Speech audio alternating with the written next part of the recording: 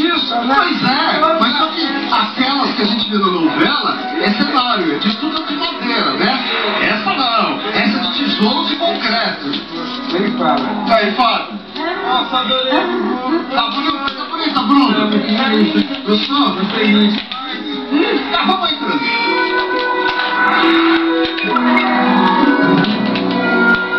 Contando pra vocês como é que é a casa, olha.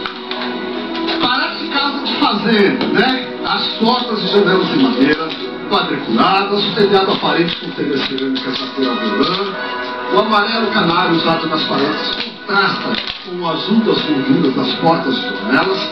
Tudo isso reforça essa referência às antigas casas de fazenda, típicas dos interiores de São Paulo, de Minas Gerais, de onde o seu Eugênio veio, na verdade, dessa cidade.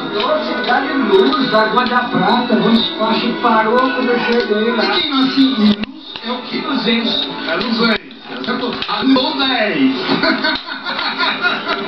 Olha, gente, essa casa é muito especial porque ela foi construída com blocos ecológicos que são feitos, olha que incrível, são feitos com a terra do próprio terreno. E não são queimados em forno, o que ajuda a não poluir o ar. Casa de novela mesmo, né? Mas nós não entramos ainda. Vamos subir.